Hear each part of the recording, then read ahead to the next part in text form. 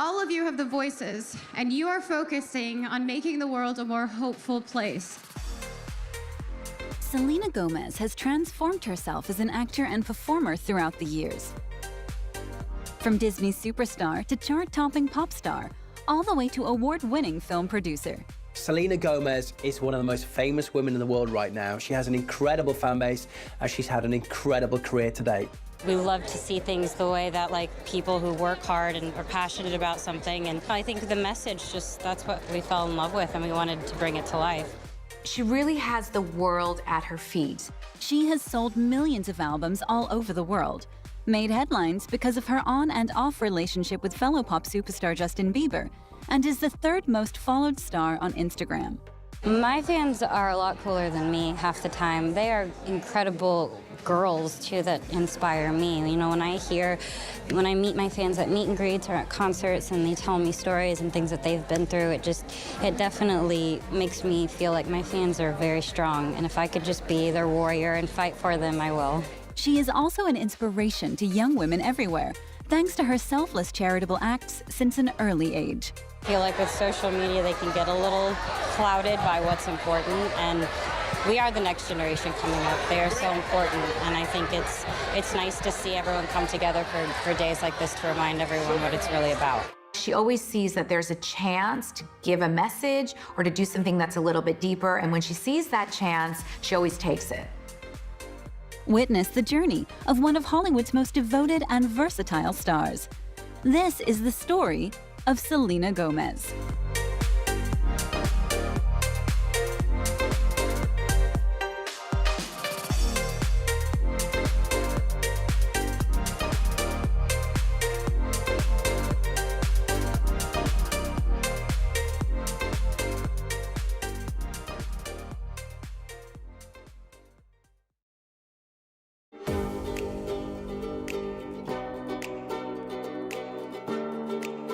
On the 10th of January 2020, Selena Gomez released her third solo album, Rare, an album that was highly anticipated by her fans everywhere. Combining her life experiences, the album revealed her true self to her fans all over the world. After returning from a 4-year break from music, thanks to an incredible recovery from her life-threatening lupus diagnosis in 2016, Selena was back on the top of her game and looked to be the face of the pop industry once again. But how did Selena become the star that she is today? Where did it all begin? I was about 7 years old when I got my first acting job. I was very dramatic as a kid. I mean, everything was the biggest deal in the whole world for me. So I think it kind of always knew. My mom always knew in the cards, and I asked her if I could be an actress, and it all went from there.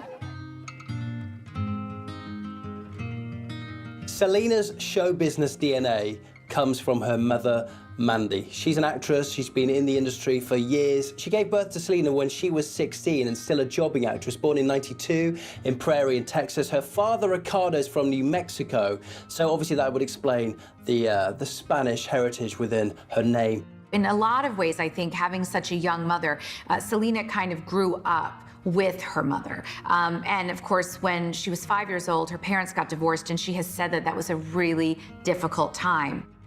Selena's upbringing was certainly tough for her and her mother, but that didn't stop her determination to becoming a performer.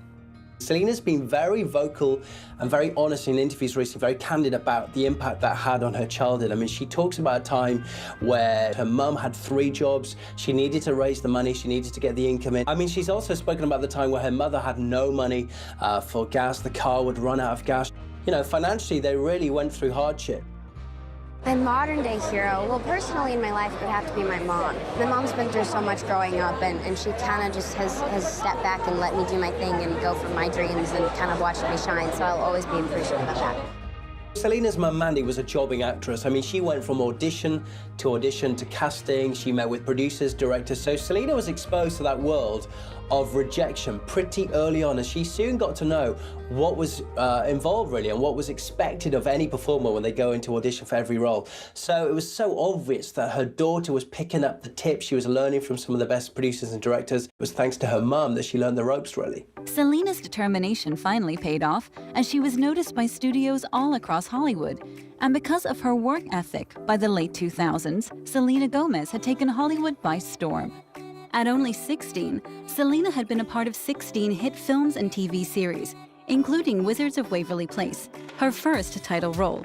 Disney were looking for a star for a brand new show. The Disney executives knew who she was. She had a reputation for a great work ethic. The Wizards of Waverly Place was basically the show that gave Selena her big break. I'm working on Wizards of Waverly Place right now for Disney Channel. It'll be airing October 12th, and it's about a family of kids learning wizardry from their father, and it's a comedy series, and we had a lot of family in it, and it's a fun show, and I hope everyone likes it. That was the top-rated Disney show just after High School Musical, had a massive following. And what's interesting about that show is Selena also sang the theme song, and that was her first big musical release. And what that has kind of led the way to, which is current, is that Selena's very interested in both acting and music. And she wants to do both with equal enthusiasm and passion.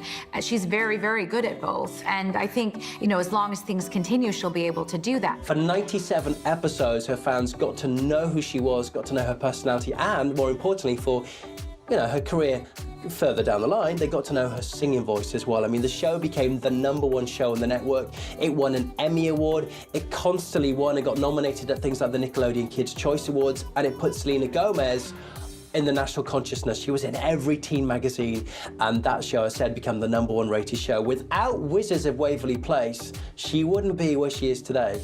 And I think it's a show that she will constantly go back to in her head as one of her finest moments of her childhood. Not only that, but she had created her own production company called July Moon Productions, which was partnered with XYZ Films. So here's the thing, whilst other 16-year-olds are at school, maybe getting boyfriends, girlfriends for the first time, thinking about homework, school life, what is Selena Gomez doing age 16? Well, she'd been incredibly successful in Wizards of Waverly Place. She was becoming a national celebrity. So of course, the next step, well, you're 16, start your own production company. For such a young age, Selena was really embracing the world of Hollywood. So we have July Moon Productions with several options on the table. Selena Gomez, age 16, has the right to commission films. She can executively produce films and star in films. At 16, she was developing scripts, and she was sitting in business meetings talking about budgets and talking about worldwide box office and marketing ideas. I mean, that's quite incredible for anyone in this industry who's both an actor and a business person. But she's 16 years old. This is highly unusual, but so clever. It's very profitable. The whole venture has completely paid off, with Selena becoming one of the most successful, one of the most profitable, one of the richest, youngest producing talents in Hollywood today. And she's also incredibly respected by those in the industry.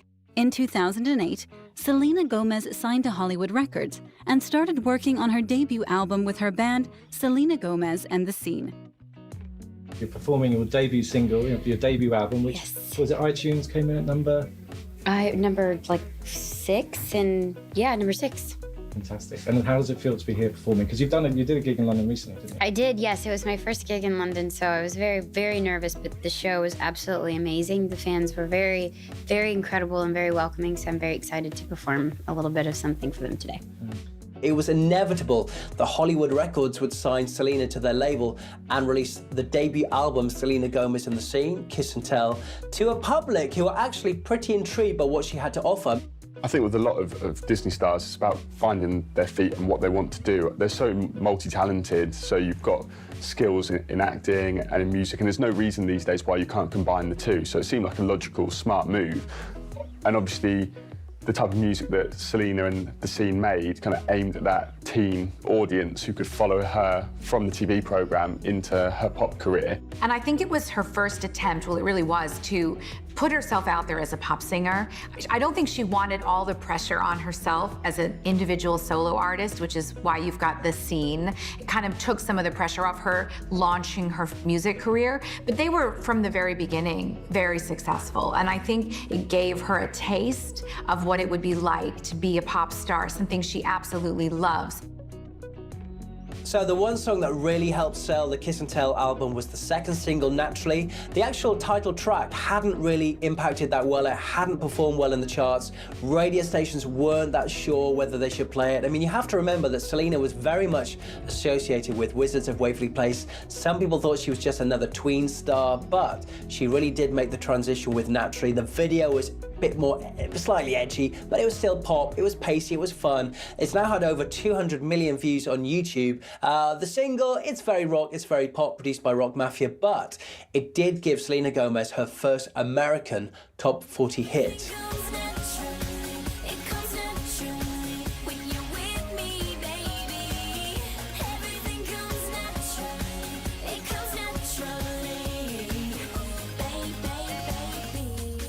So in terms of chart success, Naturally is the one that put her on the musical map.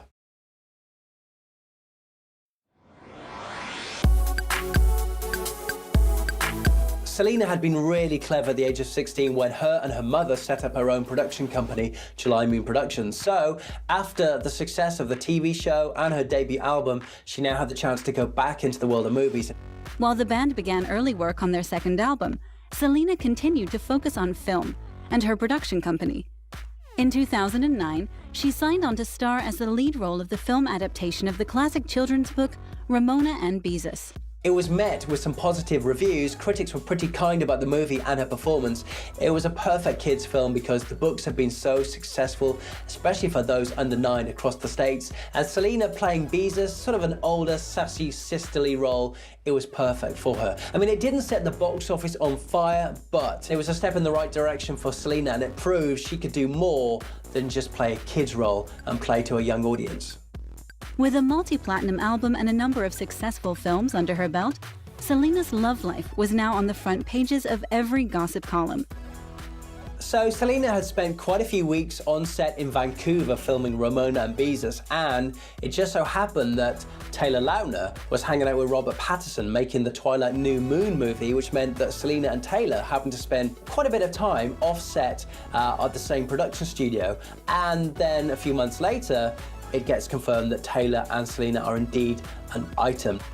I think the media loved them because they were just the perfect young American couple, to be honest with you. You had his success as the heartthrob in Twilight, you had her Disney success, and it seemed like a match made in heaven, really, at that young age. They dated for a few months. They were papped, basically hanging out in Hollywood, going to cafes, restaurants, going out for meals.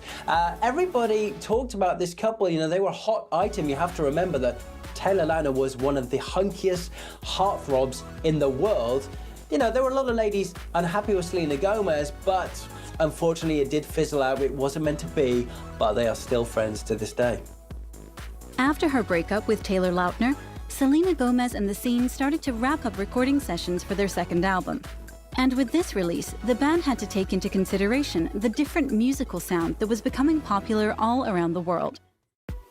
I think with this record, I was really nervous, more so than my first, because I kind of created a new sound with this record, and I have a consistent kind of dancey vibe, techno-y thing, and that's my sound because I love making people dance and making people feel good. So I was a little nervous to see how they were going to react, but everyone's been really positive, so it's been really nice. Selena's second album with her band, A Year Without Rain in 2010, was an even bigger hit than her debut album. It charted at number 4 in America. It went on to sell gold. It's sold now nearly 793,000 copies in America. And she was very clever in that year because you have to remember that the state of music, the sound of music, pop music itself was evolving. Thanks to people like Lady Gaga, electropop was the sound. America was beginning to love dance music. It had already been massive in the UK and Europe. So Selena and the band, Selena Selena Gomez and the scene had been very clever with this album. In fact, she brought in new producers. She was working with Stargate from Norway, and even Katy Perry gave her a song. This album did incredibly well. It was their first album to reach the Billboard Top 5, and they had 2 singles which hit the top 40 from the album. It did very well, and it really kind of solidified her position as a pop artist who was up and coming and wasn't just a flash in the pan. So Selena released A Year Without Rain as the first single from the album, and it's fair to say that radio stations, the music video channels, fans and critics were, particularly keen on this record. They were kind to her, they were supportive. The video was rather cool. It showed her driving around the desert. There was a lot of water. She looked good. It had a sort of a techno electro pop sound, and thanks to Lady Gaga, that was the sound of 2010.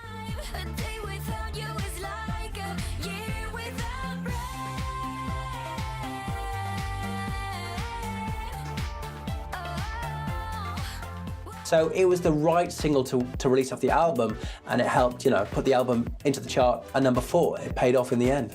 The band's second album proved to be hugely successful and went down extremely well with fans and critics. And in order to show off their versatility, the band performed their first ever acoustic set.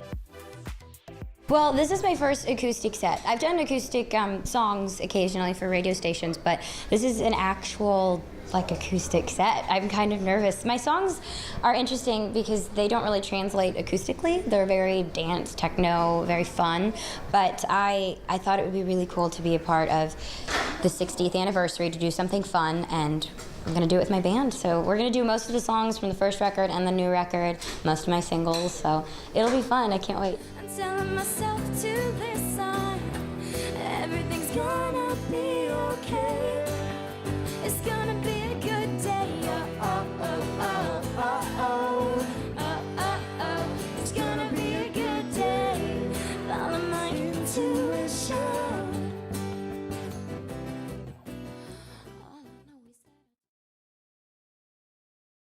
There you go.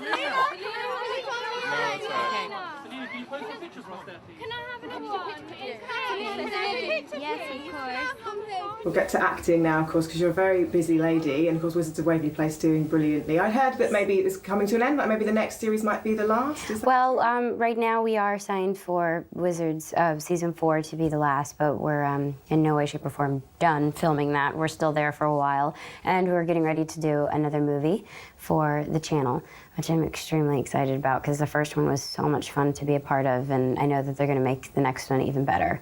So we'll still be around for a while. How do you feel about it if it is ending? It's going to be the hardest thing I think I've ever had to do. If I do interviews after that, I'm probably going to cry, because if I think about it now, I could start crying, because it's just been my entire life. It's been my high school.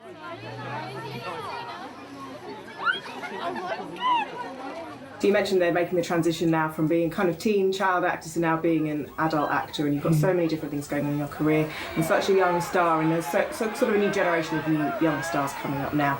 And Lindsay Lohan's due back in court today, and there's kind of a lot of pressure on young stars now. Does that kind of thing make you worry about your future? Not really, just because I feel like everyone has their own paths that you need to go through. Everyone makes mistakes, everyone's human. So I have a really good family around me that constantly keep me in check. So I feel really blessed to have them in my life. So I'm not really worried. I think everything kind of happens for a reason. At the age of 18, Selena Gomez was now a household name. And when she started dating Justin Bieber, she was filling up showbiz columns all around the world. Justin Bieber. Of course I do. Who doesn't? He's just so sweet, and he's just very level-headed, and he's a good kid. He really is.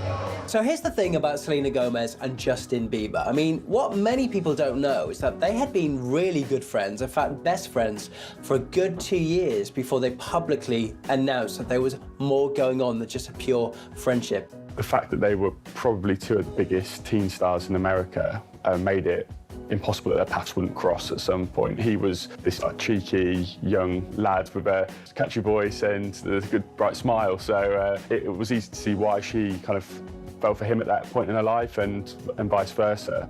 And for a long time, they denied that anything was going on. When asked about each other, they would laugh it off. They would say they were just friends. Your fans are going to have a go at me for letting off the hook on the girlfriend business. I want to go back to Selena Gomez. She's one of my best friends. She's one of my best friends. You wouldn't call her a girlfriend? She's one of my best friends, that's for sure. Very diplomatic, Justin. No, I gotta keep some things to myself, you know? But by 2011, when they were caught kissing by photographers on New Year's, the cat was out of the bag. They could no longer deny that there was a romantic component to their friendship. In fact, it was in Valentine's Day in February, apparently Justin Bieber, with his new love, Selena, filled her entire house with flowers, literally. This was a young couple who were madly in love and who had taken their friendship to the next level. I think one of the things that bonded them initially is that both Selena and Justin Bieber come from conservative religious families. And I think they felt very much like in Hollywood, they were not the typical young person. And I think they were very much drawn together. They believed they shared common values, they shared the same belief system, and I think that very much united them as a couple. You have to also remember there's a 2-year age gap between the two of them. So when Justin Bieber was pictured at the Vanity Fair Oscar party on the red carpet with Selena looking stunning in a red gown, he was only 16 years old. I mean, he was a young man, but of course, one of the biggest tween stars in the world. This is a guy that had YouTubers, Twitter followers in his millions. They were photographed everywhere. Everyone was talking about Selena and Justin, and in fact, fans, of course, called them by one name, Jelena.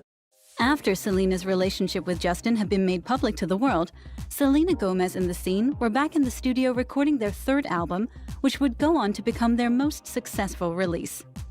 You have to remember that she was one of the most photographed young women in the world. Every magazine wanted her photo. She was everywhere. Everyone was talking about her relationship with Justin Bieber. Now, even though she didn't want to talk about that relationship in many interviews that she gave at the time, I mean, I remember meeting her at the MTV Music Awards in Belfast, and we were told, talk about the music, don't talk about the relationship. But, of course, she releases the first single, Love You Like a Love Song, and immediately we listen to the lyrics, and it's quite obvious who the song is about.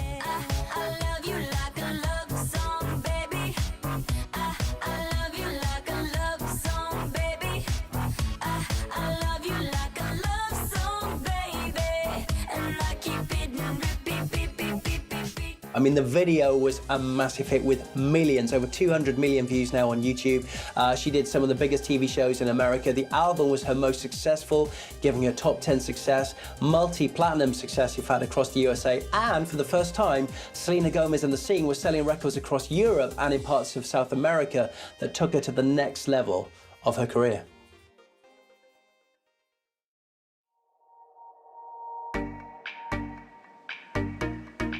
After the success of the band's third album, Selena Gomez and The Scene were now an established force in the music industry.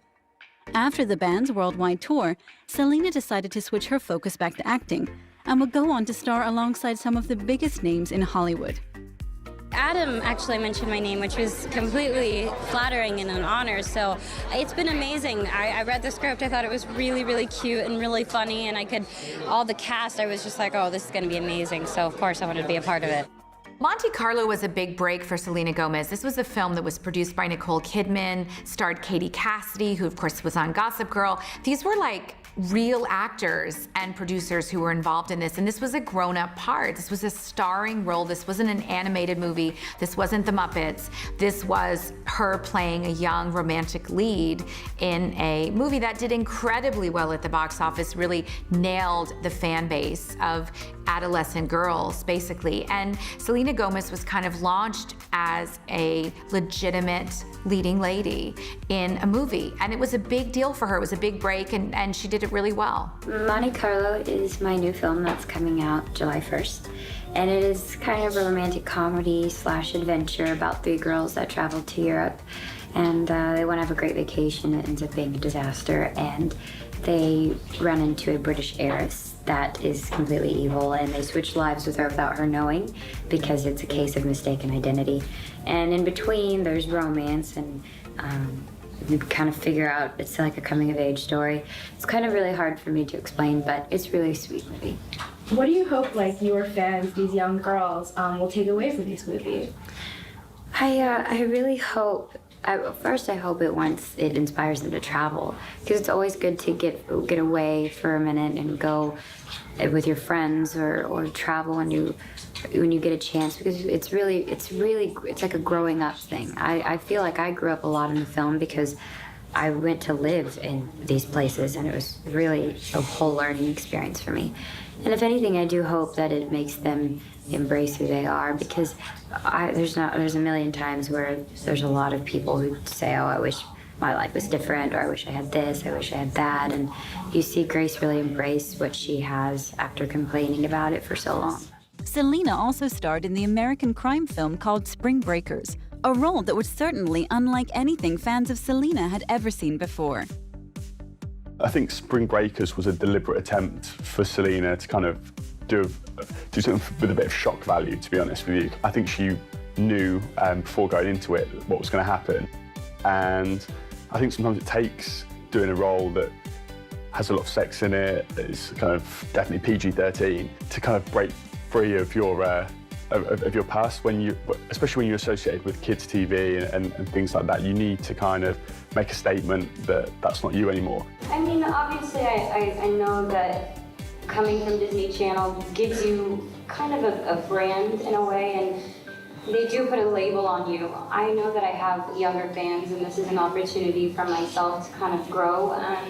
It is a little shocking, I think, for the younger audiences and for having that background, but I think it was right for me. You know, I do everything for my younger fans, I do everything for my fans, and this one was more for me in a way.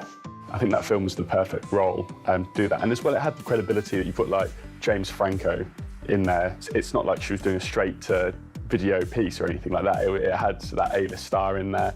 And I don't think it did any damage to her career. If anything, I think it got people talking and opened up more doors now to other films that she wouldn't have perhaps got before. In early November 2012, it was widely reported that Selena and Justin Bieber had ended their relationship after being together for 2 years. Young love is tempestuous and it's turbulent at the best of times. When you're Justin Bieber and Selena Gomez, you've got one huge problem. The whole world is watching your relationship and they want to know every single detail. When you're that famous, and they had so many work commitments, they were traveling all over, and when you're growing up, you don't necessarily want to be tied down to someone throughout those years of your life. So yeah, as much as the media and everybody else wanted it to work, I just think it was always kind of doomed, maybe from the beginning. Justin Bieber got himself into hot water when he cast an actress called Chanel Soleil to perform basically and appear in his music video for As Long As You Love Me. There were several reports coming from gossip columnists from the websites, those in the know, that Justin had been spending a little bit too much time with Chanel on set, that they were getting on rather well. I think the media obviously loved the fact they had a great story in Jelena. Selena and Justin sold magazines, they sold newspapers around the world. Stories about those two went worldwide. But you have to also remember they were incredibly young and there were millions, I mean millions, of young girls in the world who wanted to be on Justin Bieber's arm. We saw even paparazzi pictures at one point of Justin lurking outside of her home in his car, begging her to let him in through the electronic gate, which eventually she did. But they were obviously having problems and fighting and breaking up. What we started to get a picture of was the incredibly turbulent nature of this relationship. There were released text messages between the pair, which showed a huge amount of disrespect on the part of Justin. He called her all kinds of bad names. But what we saw was the fact that this relationship was far from an idealized, romantic, positive coupling, and actually seemed to have a lot of elements of dysfunction and emotional blackmail about it. It seemed to be becoming very toxic for both of them. I think the breakup was difficult, more so for the fact that everybody else kept talking about it after the split. And if you're hearing people speculating about your romance, especially at such a young age, you're going to find that difficult, especially as childhood sweethearts as well, probably their first proper loves. it's even harder to get over. And the fact is that because they're these huge tween stars, they can't avoid each other. They're going to run into each other in the same circles, and they're always going to be asked about each other. So they couldn't just switch off and move on, and that makes it very difficult for them to kind of put it behind them. And even though there were millions of girls around the world thinking, yes, Justin Bieber's a single man, Selena, unfortunately, were no more.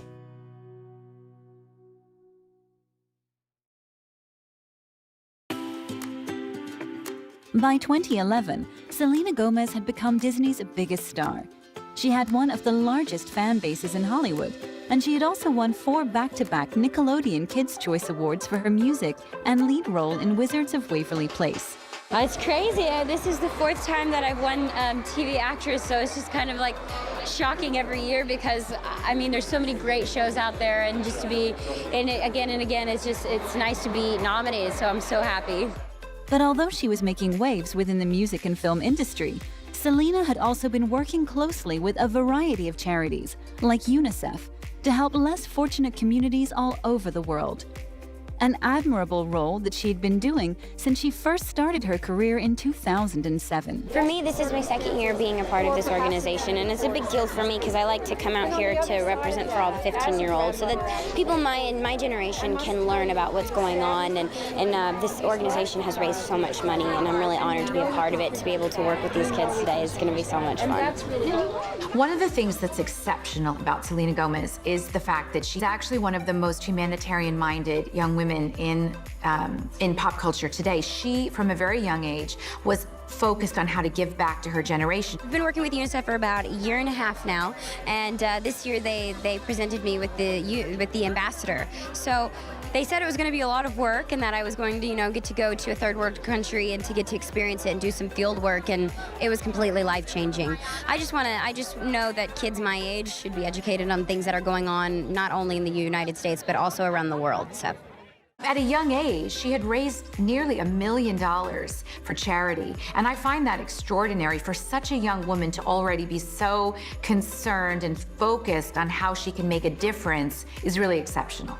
Just being able to witness, actually being able to see for yourself is much different than seeing pictures online of all the things going on in the world, and you don't even know because you kind of just live in your own world. So if anything, UNICEF has just opened my eyes and really have given me opportunities to give back in much greater ways than I ever thought was possible. So I'm just honored to be a part of that organization because I truly believe they save kids' lives every day.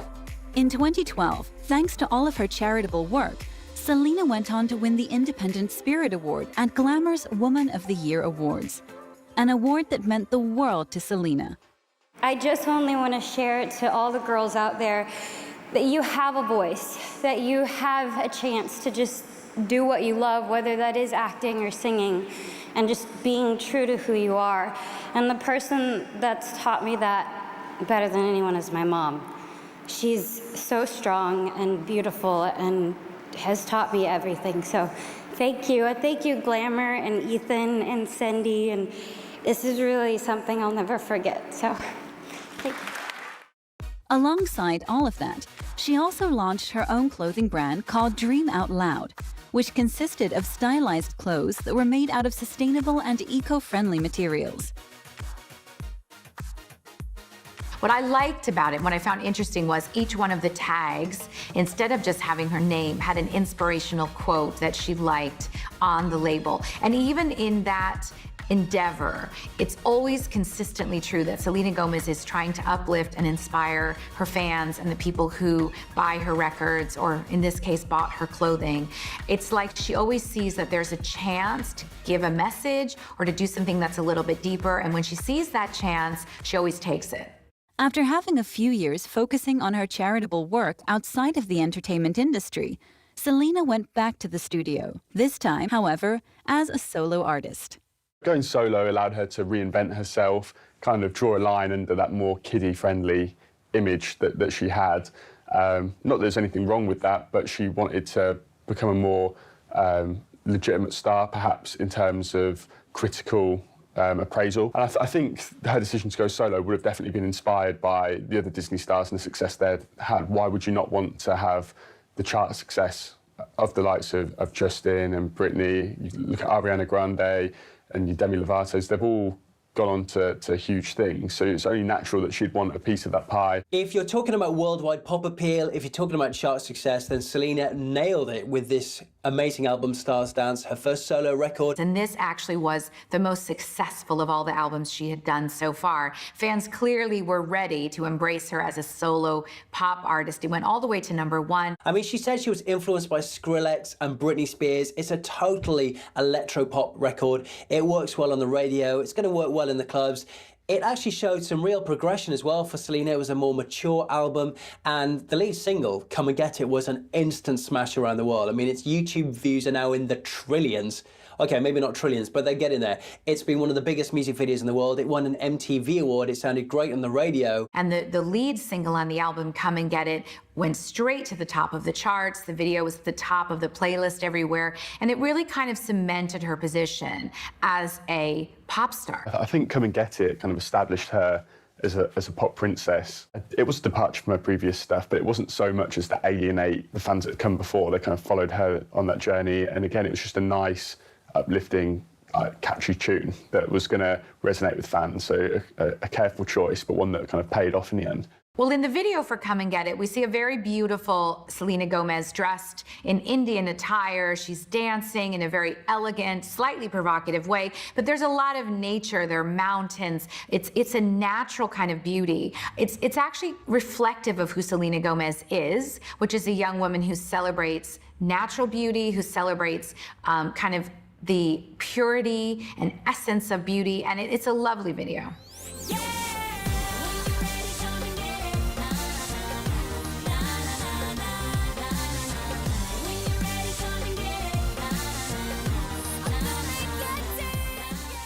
Selena was now an established solo artist. Come and Get It was being played on radio stations and music channels everywhere. The video had acquired millions of views on YouTube, and it was most definitely the start of a long and successful solo career for Selena. Off the back of another highly successful album, Selena Gomez announced her latest worldwide tour. Tickets sold out instantly, but unfortunately, this tour would not go the way she had hoped. In December 2013, Selena announced the cancellation of the Australian leg of her Stars Dance tour and stated that she would be taking a short hiatus to spend time with her family. The news that followed would shock her loyal fans. In January 2014, Selena Gomez checked herself into the Dawn rehab facility in Arizona. She was there only 2 weeks. It was a voluntary check-in, and it was a situation in which she sought help. Now, her publicist went on the record and denied that she had any issues whatsoever with substances, which begs the question then, why was she there? Celebrity watchers speculate that this rehab visit probably had a lot to do with Justin Bieber and perhaps the addiction she felt to him, the addiction she had to the relationship, the dysfunctionality, the codependency, perhaps of that relationship may have been a large factor.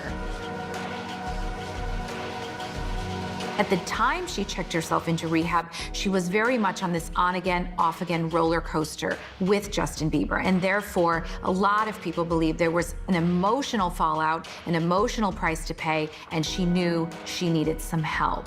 Selena later revealed that her going into rehab was due to her being diagnosed with the systemic autoimmune disease lupus. Because of this, her career went extremely quiet for a while during 2014 as she coped with the news. After returning from rehab, Selena looked at making some big changes when it came to her career. This led to a decision that shocked family and friends. In early 2014, Selena Gomez made a big decision in her professional life, which would have very personal ramifications. She fired her mother and her stepfather as her managers. They had been managing her together since she was a child.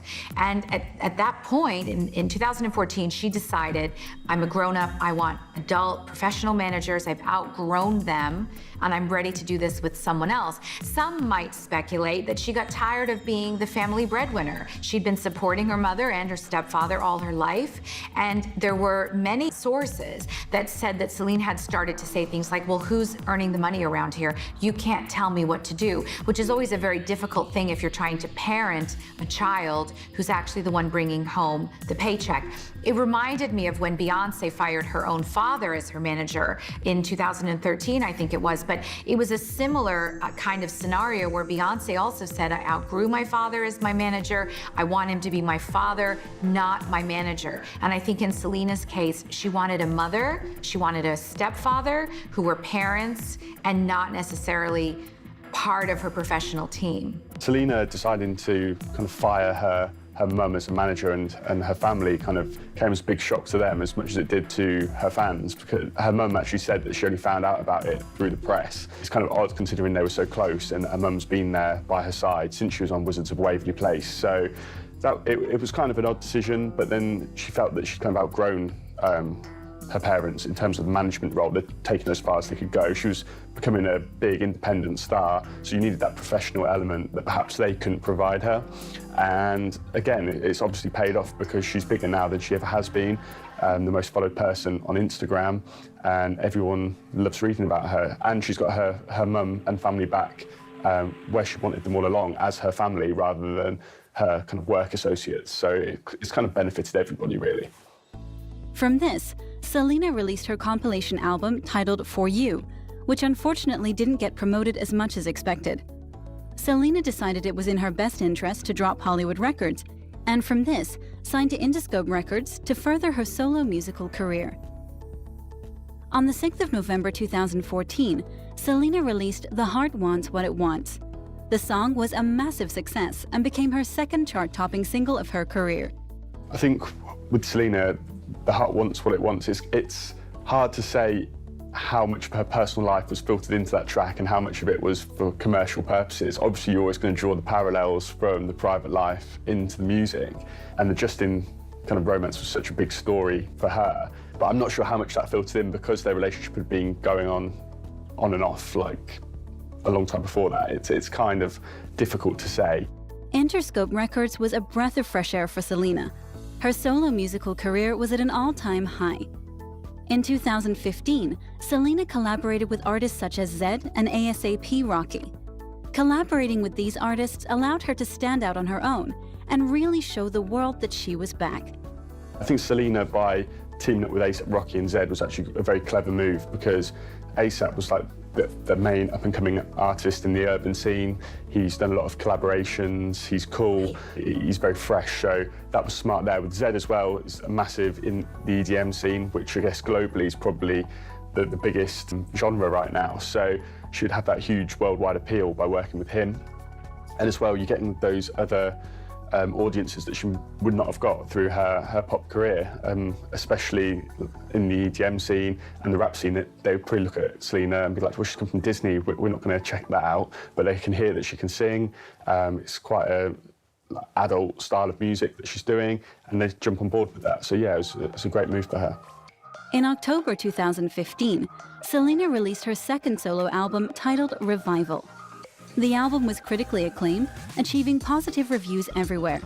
It became her fastest-selling album of her career, reaching first in the Billboard Hot 100 charts in the first week.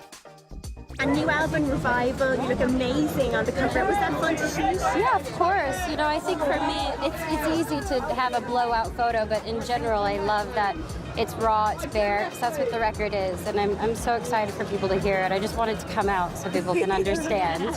I think this is the first album where she's kind of finally felt what she wants to be, and you can see that she's stamped her authority on that with the look and the sound. When I first heard the record, I actually didn't realise it was her. It had a touch of like Lana Del Rey about it, which again is a bit more mature, and it just has that sexy, sophisticated sound that perhaps wasn't there in her previous music. And I think you could see the effort that had gone into that album. Like you mentioned about the compilation album, it's night and day between the difference in music. Let me show you how proud I am to be yours. Leave this dress a mess on the floor. Still look good for you, good for you. Because of the massive success of the album, a tour was inevitable. Selena announced tickets to her worldwide tour on May 6, 2016, stating it was a chance for her to finally show off her vocal talent to the world.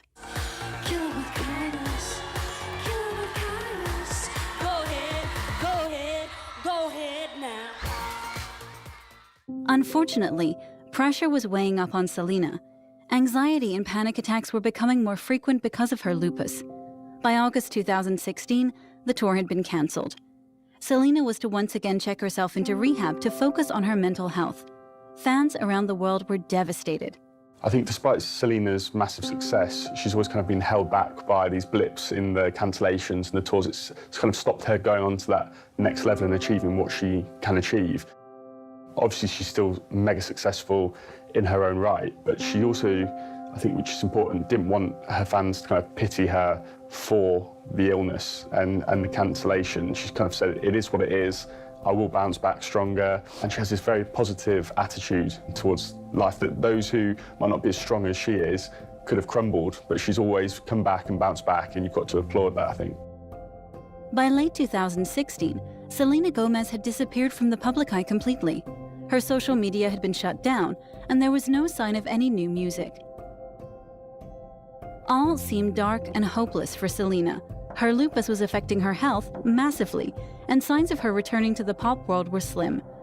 Until Selena's close friend Francia Reza came to the star's aid. Francia donated her kidney to Selena, allowing her to recover from her lupus and get back out there to continue with her career. A selfless gesture Selena is still thankful for to this day. The Selena kidney transplant story was actually a huge story and came as a bit of a shock to fans who were understandably quite worried about her condition. Her friend Francia stepped in to donate a kidney, and doctors have said that the fact that it was a living donor has pretty much doubled the life expectancy of that kidney that's been donated. So everything went smoothly in the operation. Selena posted a picture from her hospital bed holding her friend's hand, and that was a very touching pic that went viral, and people loved that, knowing that she was well. Yeah, it just cemented her friendship. To be honest, there were some dark days after that, getting through with the recovery, but she managed to stay upbeat overall with the support of her friends, her fans, her family, and she looks like she's going to make a full recovery. So yeah, it's great.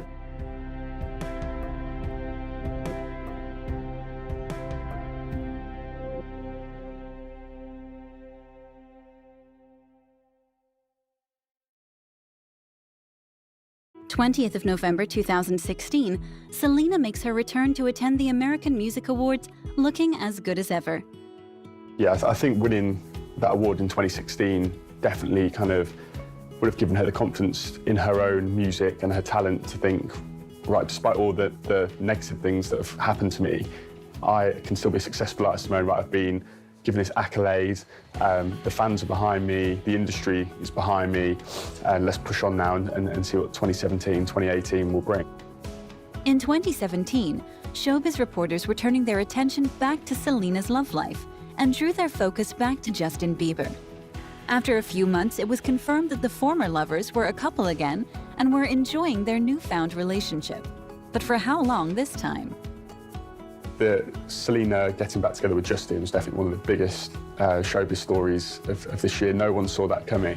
And when the pictures emerged of them hanging out, just like normal 20-somethings, going cycling and skating, whatever they were doing, yeah, people hoped that they could have maybe matured and found a way around their earlier problems. But as things developed, it kind of seemed like they were destined to be just friends. There were rumours that Selena's mum wasn't too impressed that she was back with Justin, despite him becoming a born-again Christian and supposedly having new values and things like that. So, yeah, while he was a changed person and she's obviously matured and grown, it seems like they're destined to have one of those relationships that's nearly but not quite. And I guess it's a shame for fans of both of them. By 2017, Selena Gomez was back on the top of her game. However, Selena wanted to try something new. In March 2017, Selena became the executive producer for the critically acclaimed Netflix series 13 Reasons Why. You know, I was actually on the way over here. I said, I'm nervous, but now that the reviews are out and people have seen it, I can feel a little bit more at ease that tonight's here. It's a little surreal, but I'm happy. I'm so happy that it's here. Everybody worked so hard, and after years of having this project, it's just crazy to see it come to life. In the beginning, you know, my mom and I wanted to tell a story. I mean, I think having the platform that I was given, we've always, I don't know, me and my mom kind of, we love to see things the way that, like, people who work hard and are passionate about something. And I don't know, I think the message just, that's what we fell in love with, and we wanted to bring it to life. We did everything we could. Well, for me, actually, when we started production, I was going through some stuff in my personal life, and it was weird to see how the message of the story was actually reflecting what I was going through personally. So when I went on set, it was one of the last weeks they were shooting. And it kind of, to me, it felt like one of those moments that it's like every kid has gone through this, even the adults we're talking about, that's what they're experiencing and that's what they have experienced. It brought everybody really close, and they were very emotionally attached to the characters, as I was surprised to see. They were like detoxing in a way from playing these characters, which means they cared. I didn't necessarily think I was going to do anything for this when it came to my music, but once the project carried on and Eskimo did all of our scoring, we started talking about maybe the end scene, which is my favorite scene, between Hannah and Clay. If there was a moment we could just put this sweet song, and we covered Yaz, and I remember doing it one take, and I felt more emotionally connected to that song than I did most of my own songs. That would be the most important thing, is the fact that the people who have been so dedicated to this message and to the story would enjoy it, and it would start conversations, not just among parents and kids, but just your community, your peers. That's what I hope. I think Selena having a name associated with 13 Reasons Why was quite a shock for many people, because it was such a dark Netflix show, but it was very popular. And I think her experience of knowing that teen world would have been invaluable for the cast, getting it accurate and right. And now, as we were saying, she's got that darker element to her. She can kind of filter that in as well. So she, in many ways, was the perfect person to kind of oversee that project. It's interesting because she's taken so many steps to distance herself or move on from her past to then step back into the whole teen world. I think the only reason she might have done that is because of the nature of the show, having that serious underlying message of the teen suicides, and just that dark nature must have appealed to her to go into it. I think if it was a happy, jolly teen comedy, I don't think she would have put her name to it. But I think the fact that it appealed to adults just as much as it did to teens would have definitely been the lure for her to put her name to that project. Selena continued her film career throughout 2019 and went on to appear in the comedy horror film The Dead Don't Die, alongside big names such as Bill Murray, Adam Driver, and Tilda Swinton. I'm obsessed with horror films. So growing up, my dad used to let me watch them just to scare me so he could laugh. But eventually I became obsessed. So I don't know, I like everything from Zombieland to 28 Days Later, The Walking Dead, and this Netflix series called Black Summer. So I'm obsessed with zombies for sure. Yeah. During this same year, Selena also announced that she was returning to music, releasing her third solo album, Rare. Selena took to Instagram to promote the album, posting the album cover as well as daily pictures with song lyrics in the description. On the 10th of January 2020, Rare was officially released and was once again a commercial hit all over the world. The album saw the release of 2 hit singles that were released close together. The first, titled Look at Her Now, was a techno-pop hit that featured an extremely colorful and vibrant video that displayed Selena in a variety of outfits whilst dancing with her backup dancers. The second single was titled Lose You to Love Me and was the polar opposite of Look at Her Now. The single was a melodic track, and its video was shot in black and white and showed a more intimate side to Selena, almost as if it was summarizing the last few years of her life.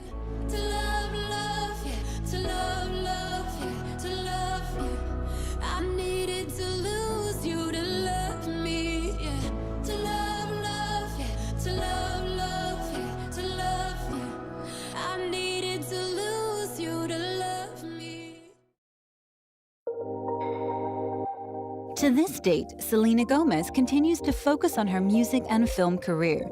She also finds a lot of her time working with UNICEF, which she states is one of the most rewarding jobs she's ever done. This is my 6th time doing We Day, actually, and it's just extremely important to me. I know everyone behind this show and everyone behind the organization, so I plan to continue my relationship with them. I've witnessed everything that they've done, so I'm just honored to be here and celebrate all these kids doing amazing things. Honestly, doing incredible things that we should be doing, but it's beautiful, and I'm happy to be here. I think it just encourages people that I feel like people don't think they're good enough to help, or they don't feel like maybe they have the right resources, or they might think it's work and it's not.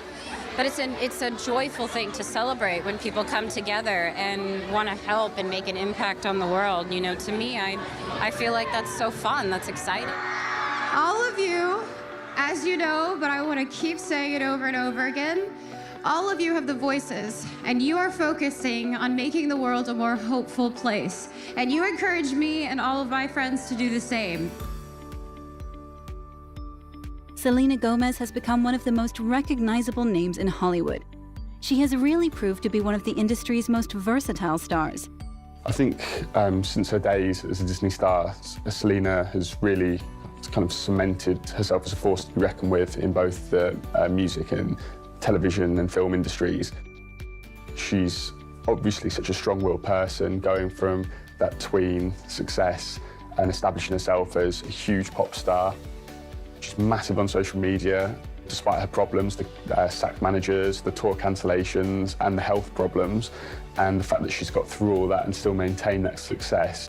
The way that Selena handled her lupus diagnosis and the subsequent kidney transplant that she had was something to be admired. Rather than get all down about it, as a lot of people would have done, she remained quite brave and upbeat. She told her fans she didn't want any sympathy from them. She even described it as a blessing in some ways, that it helped her realise what was important in life and given her that purpose to bounce back and continue the success she's had. To me, that tells me that she's going to go on to huge things and maintain a successful career for years to come.